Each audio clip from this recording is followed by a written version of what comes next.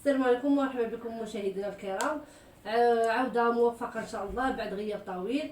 اليوم جبنا لكم واحد الضيف مميز، ضيف كوميدي من الفنانين الكبار اللي عندنا في المغرب والكبار في تيك توك، ولو أن في المسرح ما عطاش حقه، ولكن راه في تيك توك راه معروف بزاف. واليوم تنستضيفوا سي محمد فهمي. مرحبا بك أستاذ. شكرا.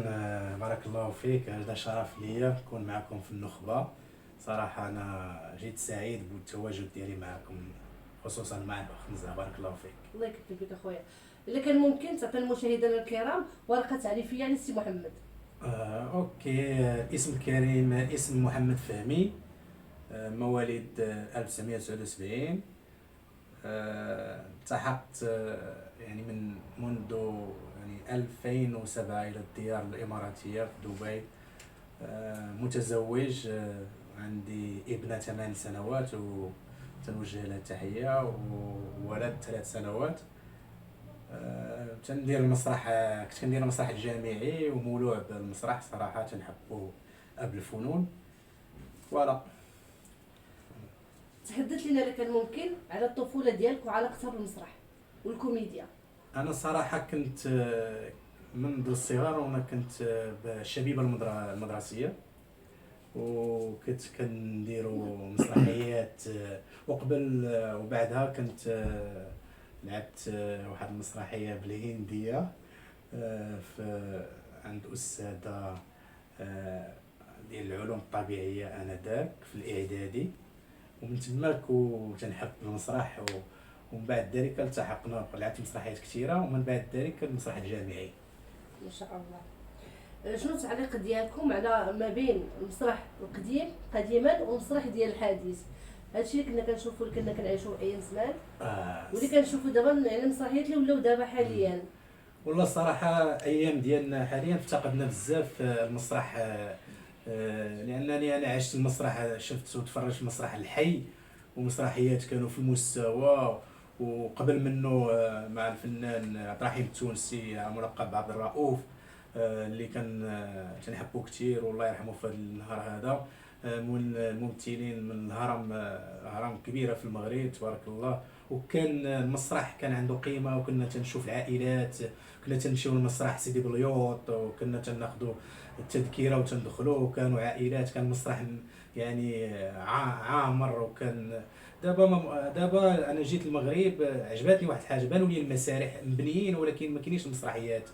بان لي غير المسارح. قبل ما كانوش المسارح بزاف، مي كانوا الناس تيدخلوا، وكان مسرحيات وتفرجنا مسرحيات وانا صغير. وكان يعني المسرح كانت عنده واحد القيمه. دابا اب الفنون غادي تينزل نظرا للتكنولوجيا، نظرا للانترنت، وهذه ربما حتى المجال السينمائي تا هو كيعاني من نفس المشكله، من نفس العوامل تقريبا اثرت في المسرح.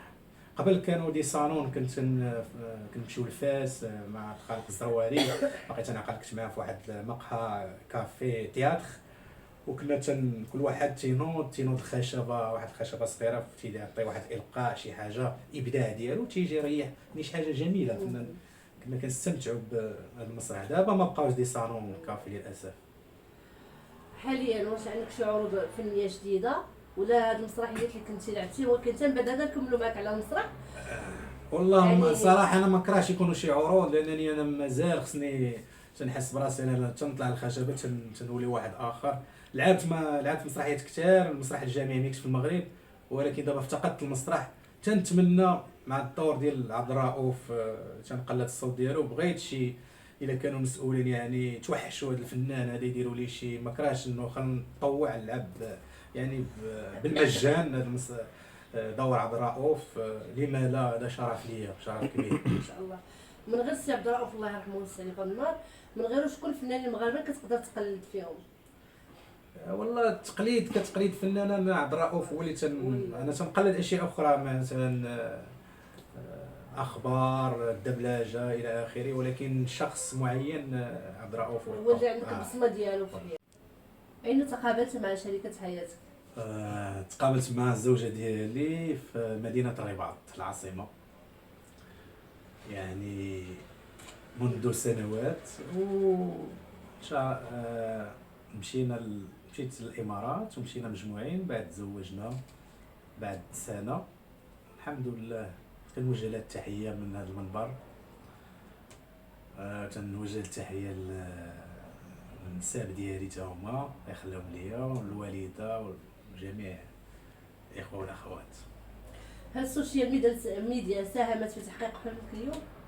يعني وصلتي للحلم ديالك حاليا ولا والله لا؟ صراحه السوشيال ميديا عاونتني بزاف، لانني حتى كنت فقدت الامل ومبقيتش كاع بغيت نبقى نهضر لا على المسرح ولا على داكشي اللي على الاحلام ديالي وداكشي اللي مريت به، ولكن نظرا انا خديتها بطريقه ايجابيه، استغليت تيك توك وحاولت. انا التيك توك ما تيهمني لا دعم لا والو، لان التيك توك انا تنبغي نوصل الصوت ديالي، تنبغي نوصل الرساله ديالي الفنيه للمشاهدين باش يعرفوني انني راه كنت كندير المسرح الجامعي. دونك لولا التيك توك ما كنتش غندير. دونك السوشيال ميديا ساعدتني ساعدت بزاف ايجابيا. الحمد لله. على التيك توك شنو المحتويات اللي ما تتعجبكش في التيك توك، اولا الناس اللي زعما اللي تيديروا المحتوى ديالهم اللي ما تيعجبكش؟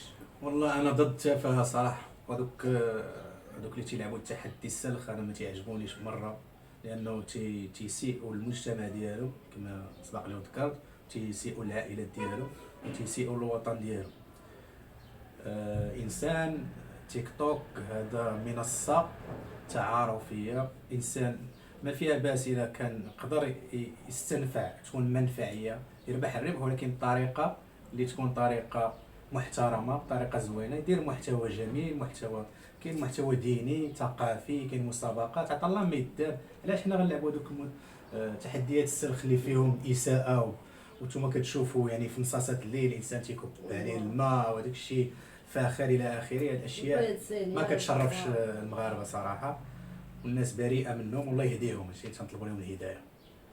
ممكن تعاودنا على التجربه ديالك مع تيك توك من اول يوم دخلتي ليه، ولا كيفاش دخلتي ليه النهار الاول لهاد الساعه؟ التيك توك في الاول دخلنا كمنصه كنا تندعموا الناس، تنعاونوهم، ما كان لا مبيعات لا مستوى لا والو، كنا تنعاونوا الناس في سبيل الله. دوك اللي ما عندهمش الدواء ما عندهمش هذيك تيدخلوا، كنا تنشارجيو لاكارت ديالنا انا ومجموعه الاصدقاء في دبي.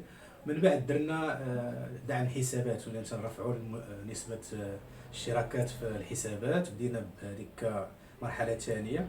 ومن بعد وليت تندير المحتوى، قلت علاش ما نديرش كوميديا، استغليت لانني انا عرفت واحد الطريقه ديال كيتسمى الطقطق والقليبات، ان اي واحد حط واحد الفيديو وبغيتي يعني بالمجان وبغيتي تربح مشاهدين، تدخل لهذوك التعليقات وتدير لهم داك قليب تيكون بالابيض تديرهم بالاحمر، طقطق قليبات. وانا من تماك سميت قويلبات، مول قويلبات ستانتيك، غير باش تكون شي حاجه مختلفه.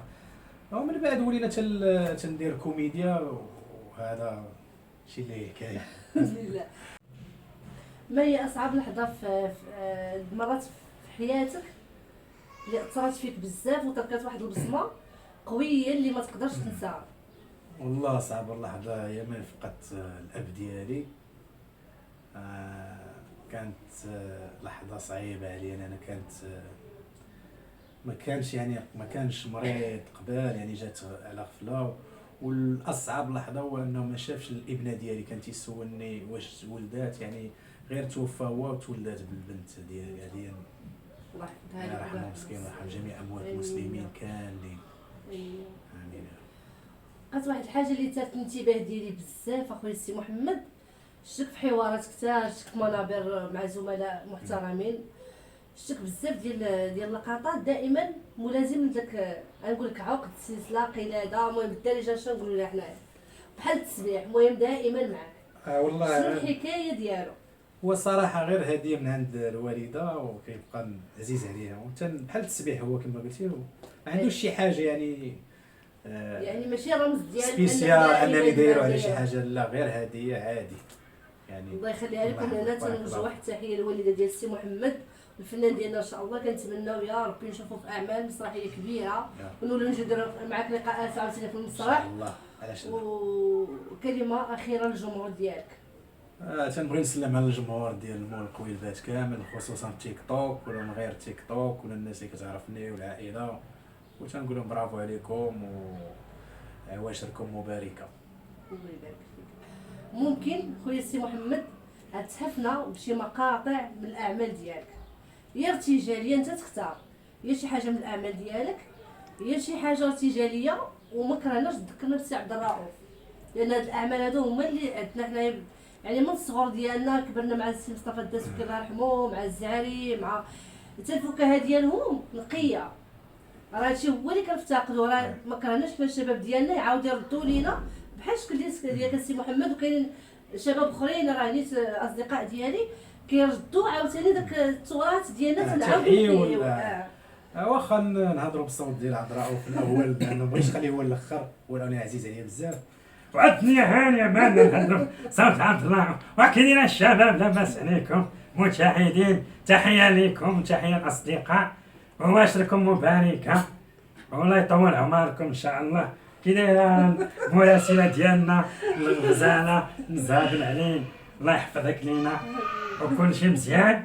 يا هانيه ساليتي مع الحولي وعم قبيله حنا نشطو تبارك الله عطيك كلشي ما نعاودش ليكم اسكتوا انا نفرش ندوتكم.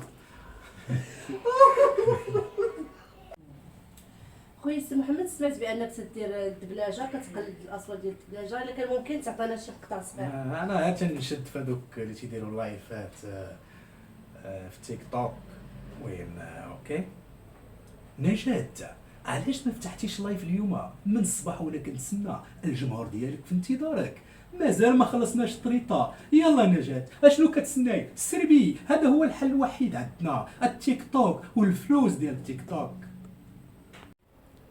على حسب علمي سيدي محمد بان بعد تحيه اولا للابطال ديالنا المغاربه اللي مشرفيننا دائما وعزيزنا الرايه المغربيه اللي ولات الحمد لله من زمان كترفرف، دابا الحمد لله اكثر ولا تعرفنا اكثر.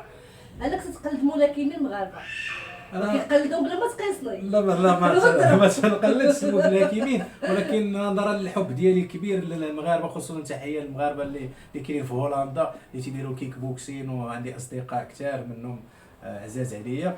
ونظرا وتحيه لبدر هاري من هذا المنبر، وعزيز عليا من كثره انني كنت كنتفرج بدر هاري مباشره من كنلعب في دبي، وكيعجبني هذاك المقدم هذاك الانونسر تيقولوا الانونسر اللي كيدير. وانا غندير لكم الطريقه باش تيهضر. Are you ready for the rumble? Yes, 206 fight or is fight defeated by knockout representing Morocco. Badr Hari.